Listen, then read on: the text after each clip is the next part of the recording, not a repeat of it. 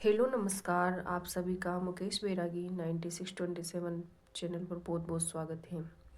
आज हम पढ़ेंगे हिंदी व्याकरण एवं रचना प्रबोध बुक से वर्ण विचार। ये कक्षा 9 से 12 तक की बुक है और ये सभी भर्ती परीक्षाओं के लिए उपयोगी है जिसमें हिंदी व्याकरण आती है।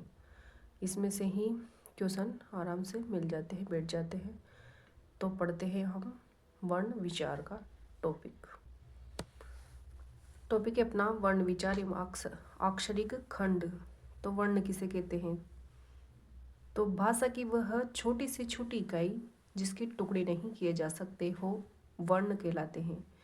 जैसे एक शब्द है पीला।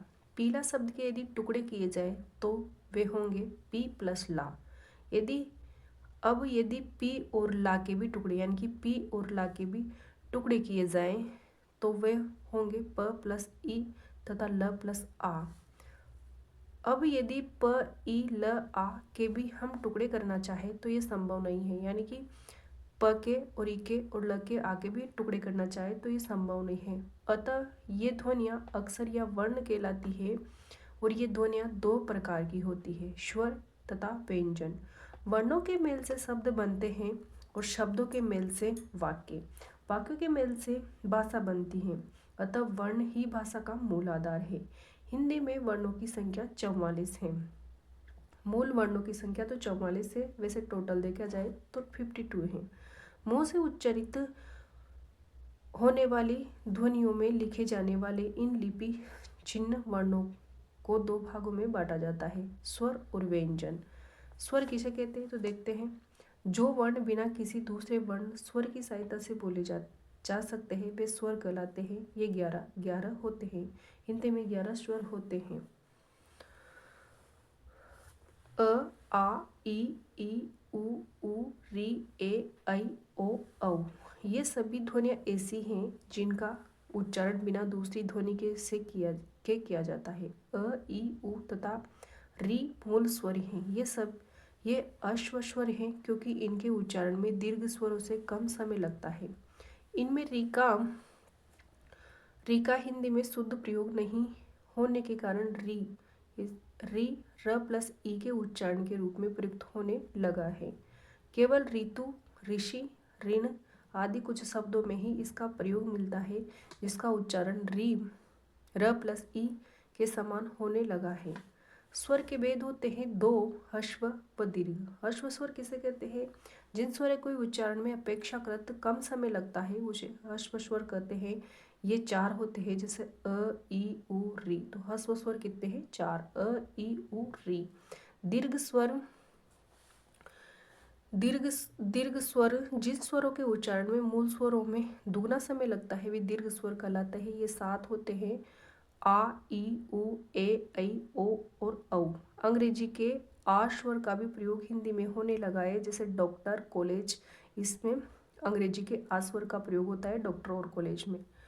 अगला है अपना व्यंजन किसे कहते हैं? तो जो वर्ण अक्सर स्वरों की सहायता से बोले जाते हैं वे व्यंजन कहलाते हैं। मूल रूप से व्यंजन स्वर रहित होते हैं। मूल रूप से व्यंजन क्या होते हैं? स्वर रहित होते हैं।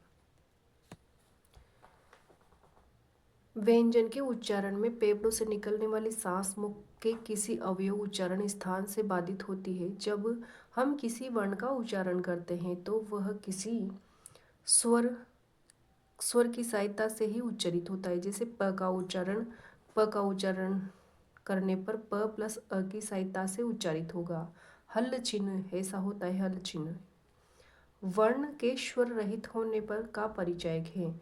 स्वर रहित व्यंजन के साथ हल का चिन्ह लगाया जाता है या फिर उसका अर्ध रूप का प्रयोग किया जाता है, जैसे अपराहन या फिर अपराहन, पाठ्य पाठ्य, विश्व या फिर विश्व, क्यारी अथवा क्यारी आदि।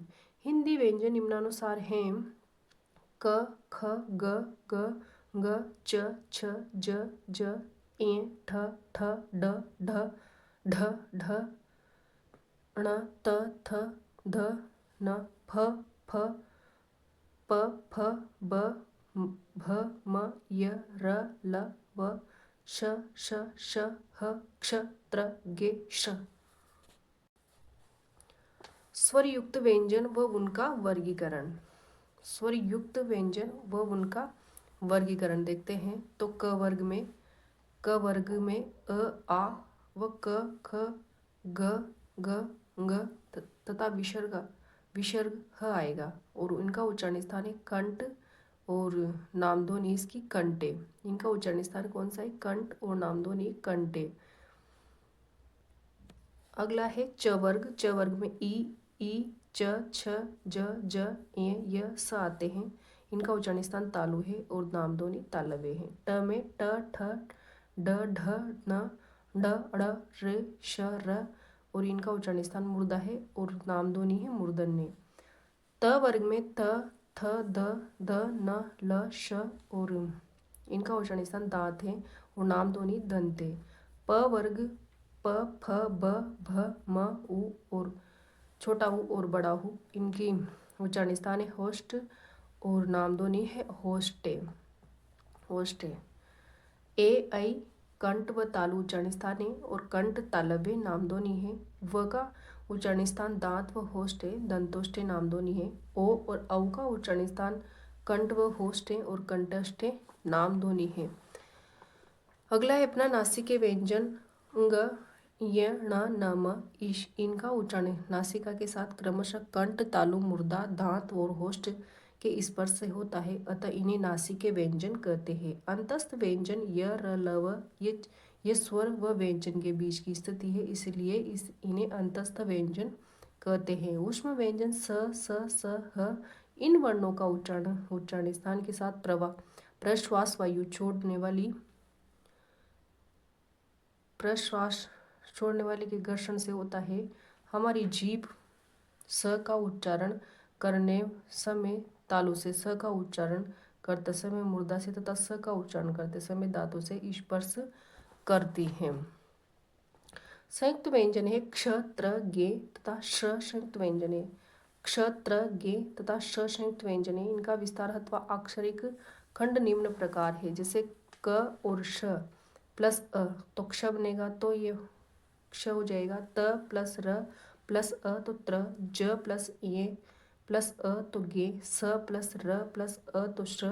हिंदी में गे का उच्चारण स्थान गे इस प्रकार होता है, इसलिए इसका विस्तार ग प्लस ये प्लस अ गे की तरह होता है। यानी कि हिंदी में गे का उच्चारण स्थान इस गे ग ये यानी कि गे इस ऐसा होता है। तो इसका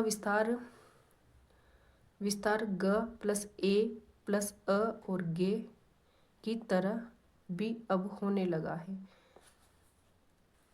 तो ये था अपना वर्ण विचार का टॉपिक। वीडियो देखने के लिए आपको बहुत बहुत धन्यवाद। भी चैनल को सब्सक्राइब कीजिए, वीडियो को लाइक एंड शेयर कीजिए। इस प्रकार के वीडियो इसमें आते ही रहेंगे। आप अगर सेकंड ग्रेड, फर्स्ट ग्रेड या फिर रीट मेंस की तैयारी कर रहे हो तो ये आपके लिए बहुत ही उपयोगी हैं। तो देखिए और आगे के वीडियो